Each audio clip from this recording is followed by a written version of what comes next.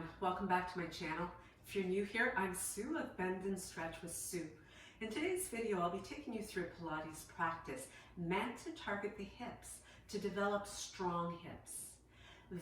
It composes the Powerhouse, which as a Pilates teacher, we often refer back to because it's really about developing strength through the center of the body.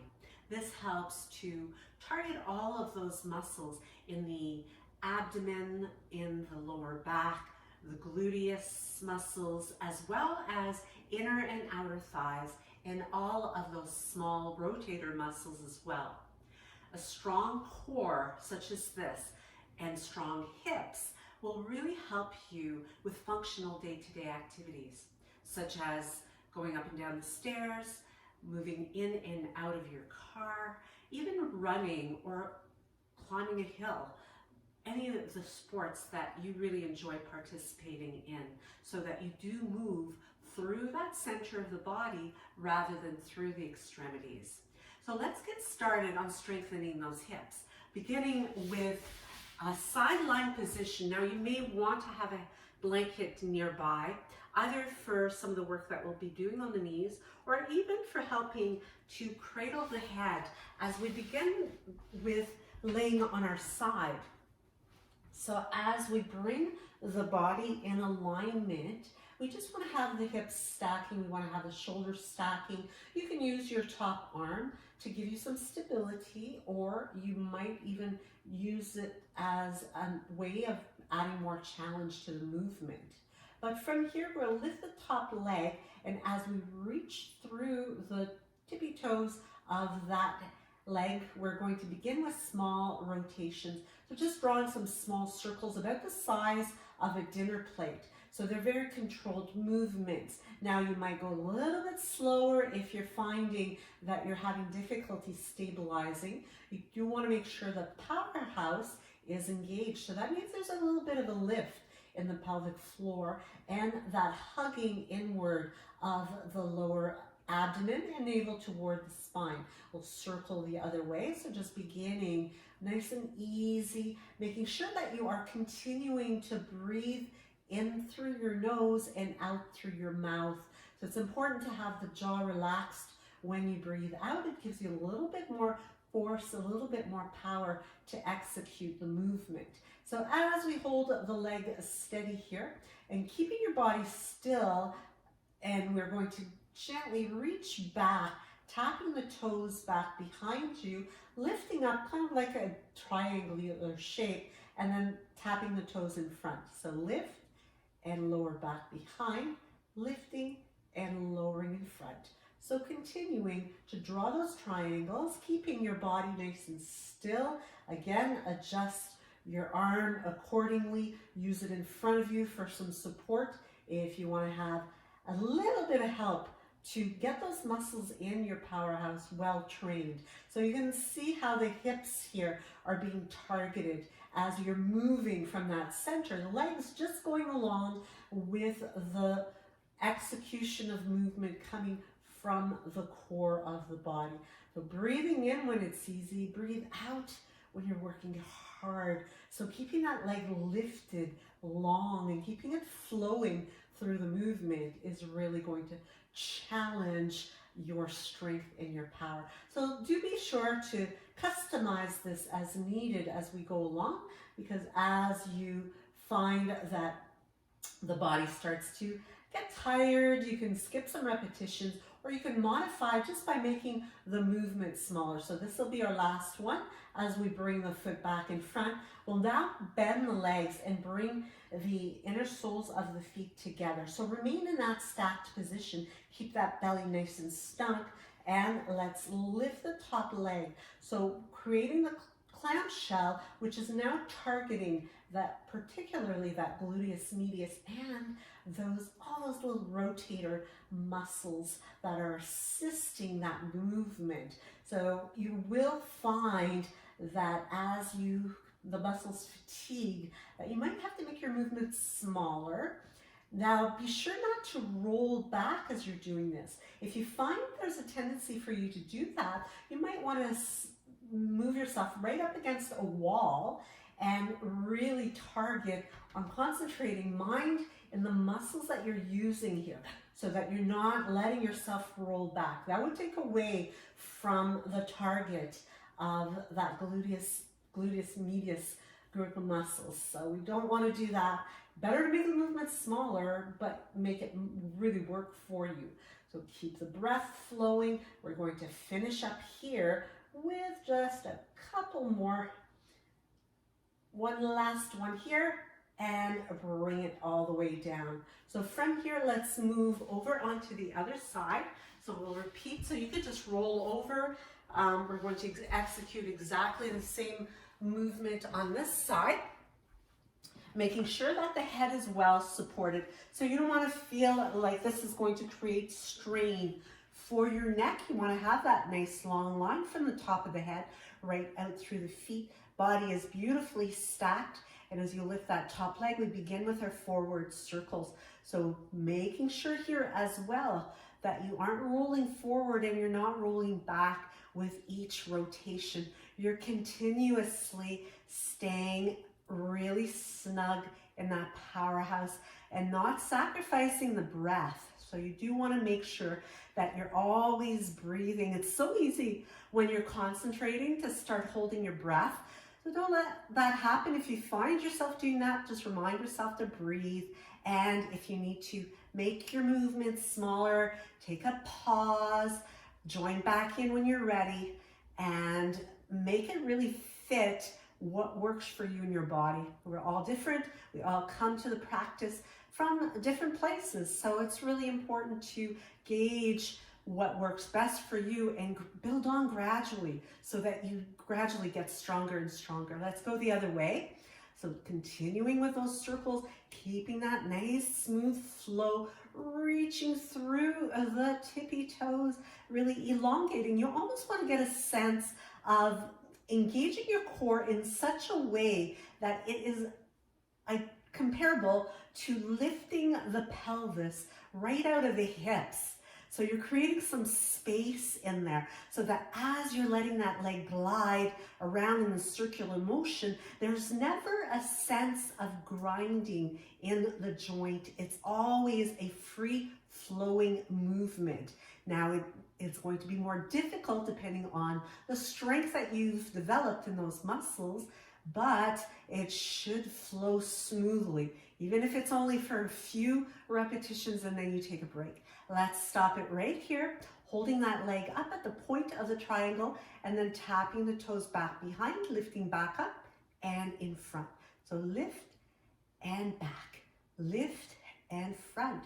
So again, making sure that you're not rolling back, you're not rolling forward, you're isolating the movement right where the leg connects into the hip. So you're using those hip muscles. Stronger those hip muscles are, the better your movements and your day-to-day activities are going to be, the better your balance is going to be as well, because that comes from that strong central powerhouse. So keep going here, breathing in through the nose, out through the mouth, making sure that you take the time to tap it out and make a tiny, tiny movement if you need to. If you're starting to feel really tired, just go really small, tiny little triangles. If you're feeling really strong, you want more challenge, make that triangle a bigger. So let's finish it up with another 3 and 2. One more from here, and bring it in, bring the feet together as you bend the knees and moving into our clam shells. So again, keeping that back of the pelvis really, really stable. So you could actually put your hand and kind of rest the top of your hand on the low back, making sure that it's staying still. Quite often there's a tendency to kind of roll back as you open. You feel like you're getting a bigger movement, but really you're denying yourself the opportunity to isolate and target those muscles. You want to feel this happening right in that outer hip, right at the top and slightly behind here. So keep the neck long as well. That's going to aid you in keeping your breath flowing so that the breath is always fueling those muscles so that you maintain your strength at all times. So a few more here. Breathing in and out, always out when it's more difficult. Breathing in when it's easy, so you get that little reprieve at the bottom when the legs come together, but they don't stay there very long.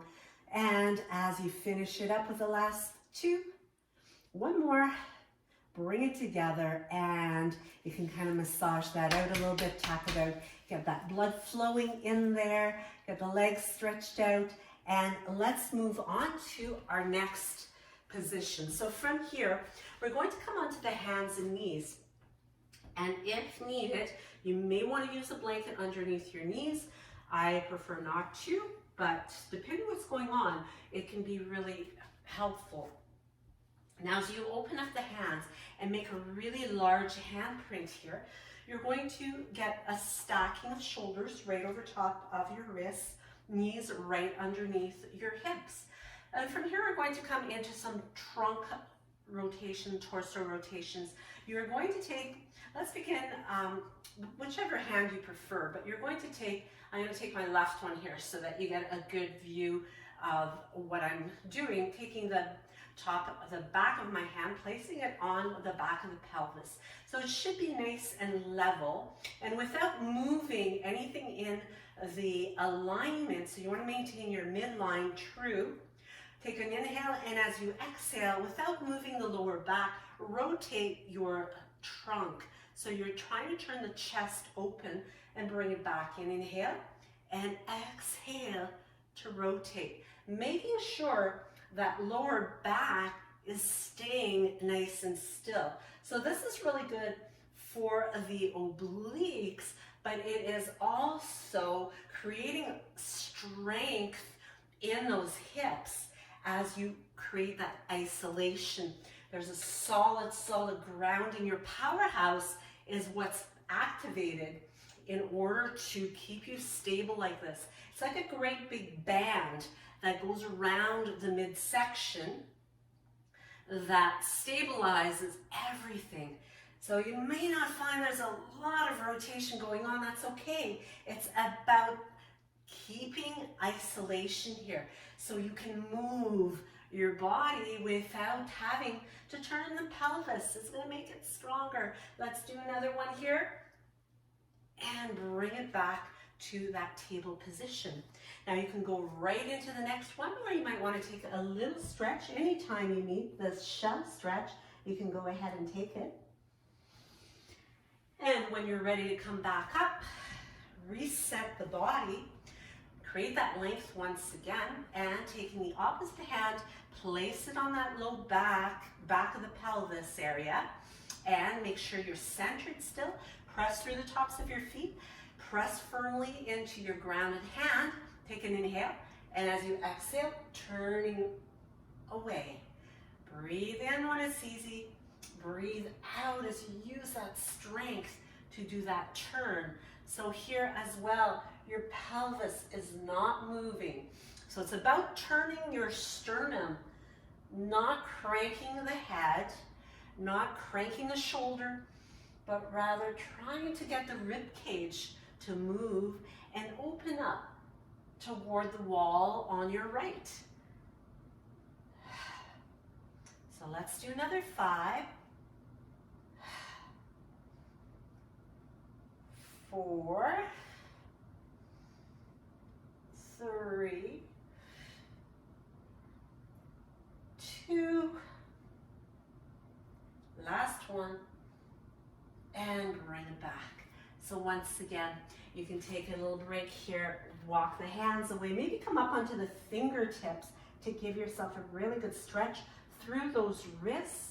You might even rest the backs of the hands and just circle out the wrists here, give them a little bit of break because we are coming back onto the hands and knees.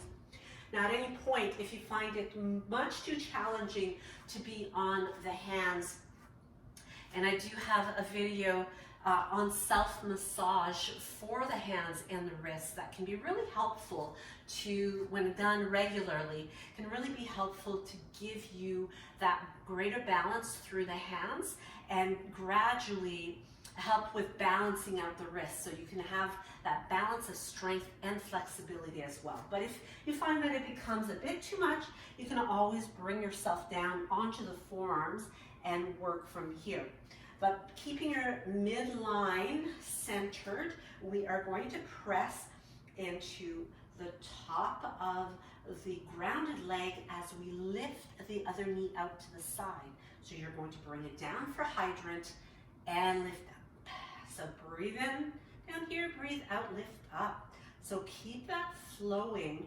So you are always keeping the leg moving.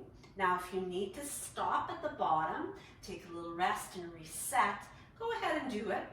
Means maybe you'll cut your repetitions down in half, which is fine. It's all about what works for you and finding that balance in what works for you. But what we're going to do here is we're fatiguing those hip muscles. We're really getting into the glutes here while we use the abdominal muscles to keep the back and the hips nice and stable. Now, as we bring the leg back up the next time, you're going to hold it here, and we're going to begin with rotations. So making circles around from the hip joint.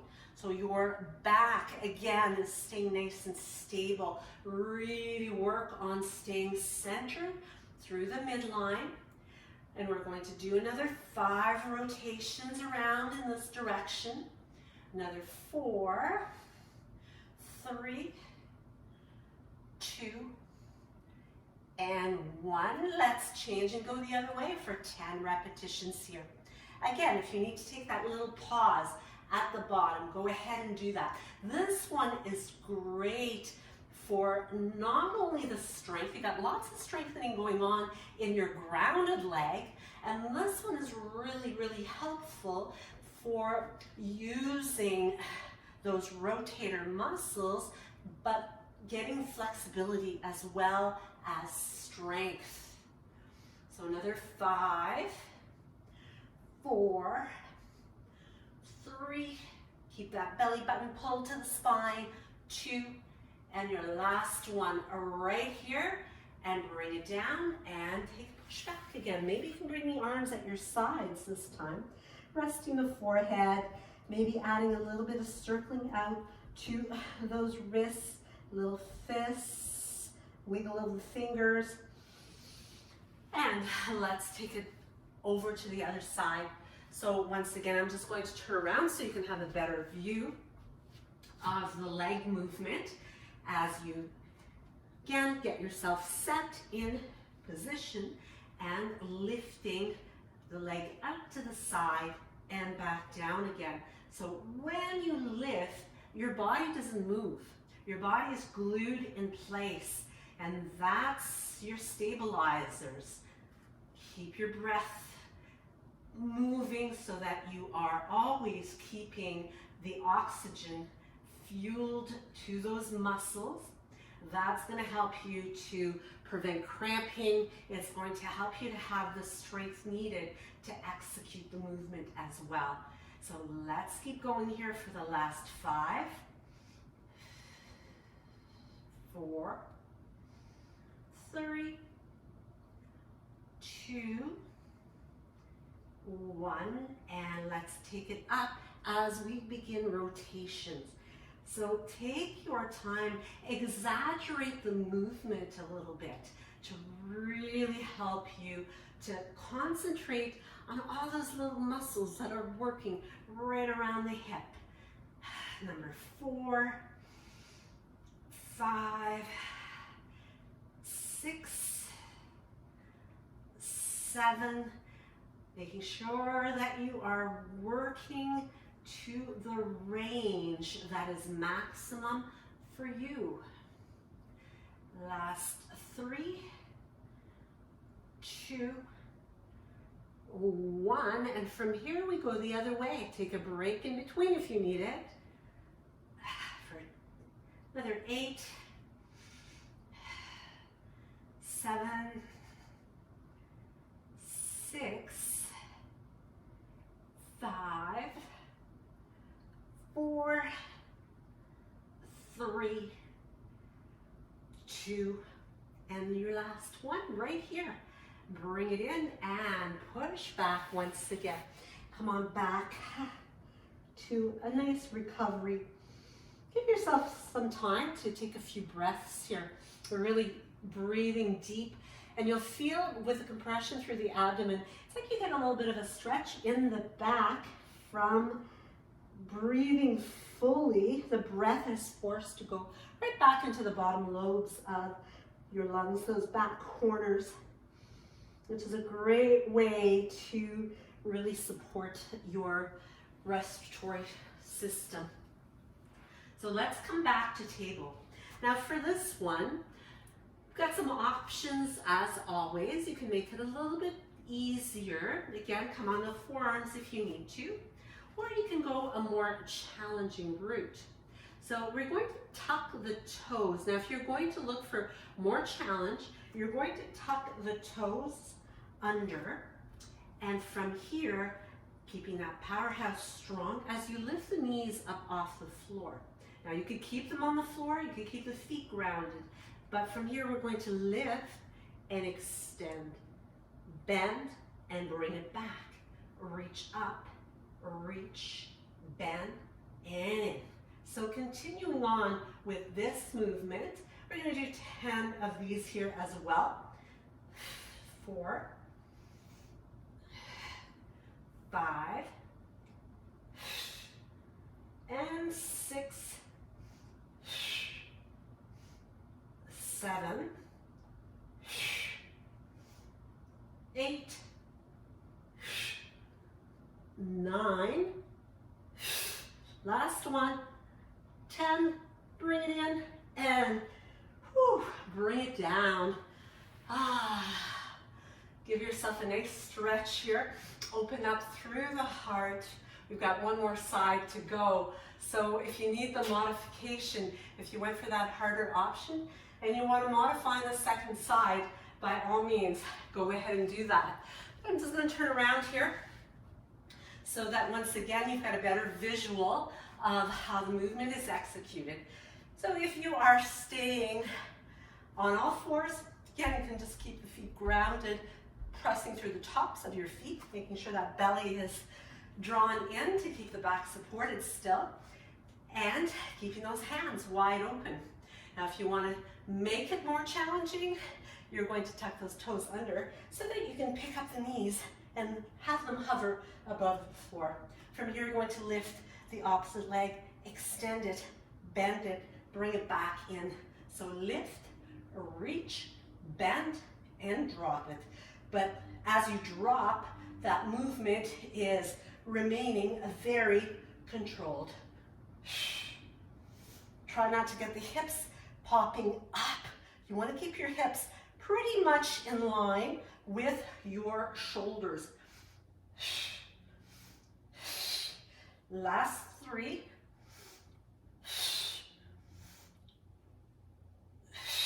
Two more from here. One last one. Bring it in and bring it down. Whew.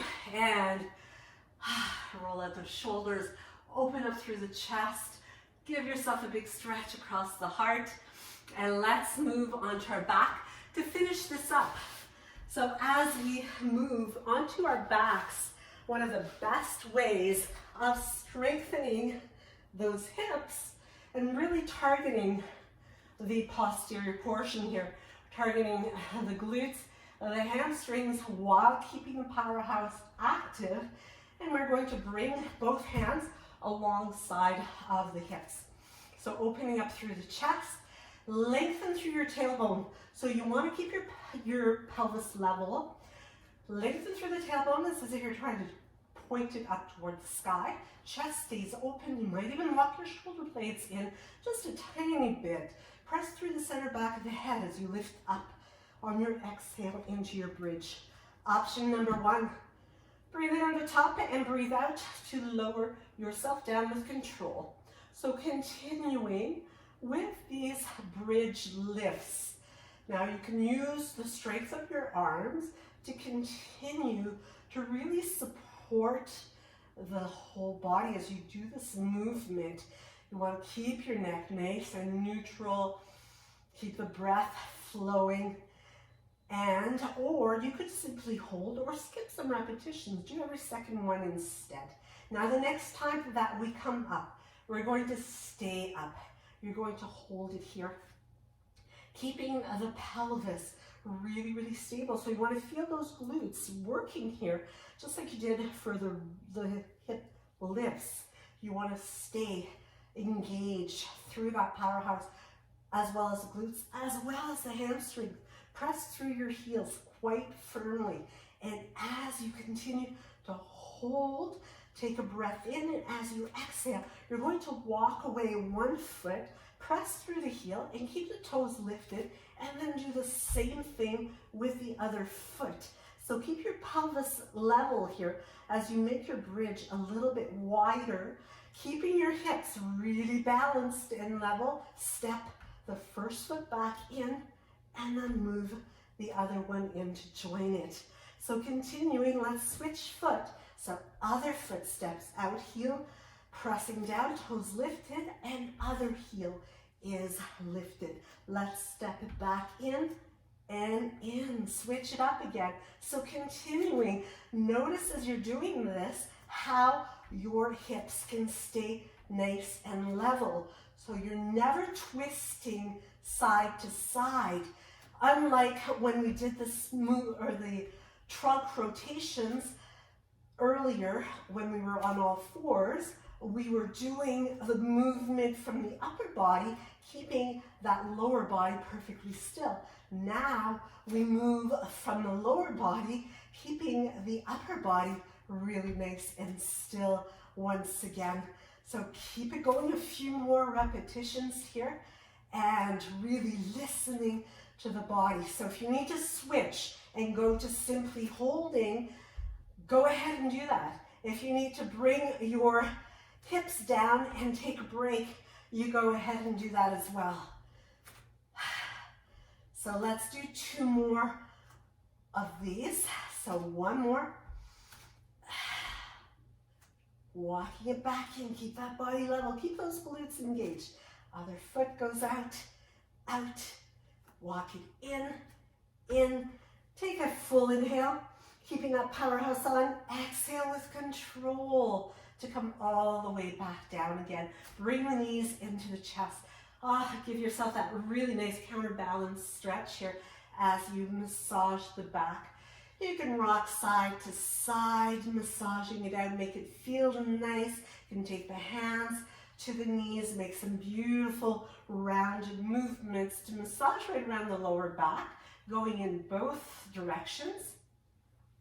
And as you bring your one foot to the floor, reach the other leg long, give it a nice little stretch, pull the toes towards your head, cross the ankle, and let's come into that figure 4 stretch, either holding on to the knee, shin, or even the back of the leg that is furthest away from you, and then pull it in. This is a great way to stretch those hips and glutes, and we do want to take some time always after working the muscles to stretch them. It gives them an opportunity to move toward a recovery.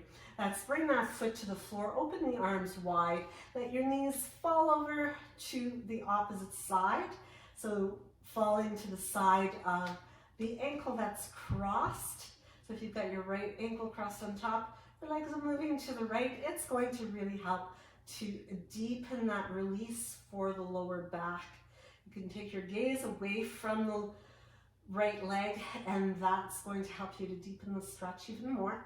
Bring it all the way back up and switch them up. Stretch out the hamstring on the other leg. Pull, draw it in. Breathe, cross the ankle over. Take it to that figure 4 stretch. Breathe to help you to deepen the stretch. Stretch those glutes even more. Relax through your facial features. Smile. That's always helpful. tells your brain that everything is fine, and helps to move you to that more relaxed state so that you don't use exercise as a means of getting into fight or flight quite so much. You're going to want to have some of that cortisol help you when you need power, but you don't want to stay in that area for an extended period of time. As you bring your foot down, again, open up the arms, let your knees tip to the opposite side.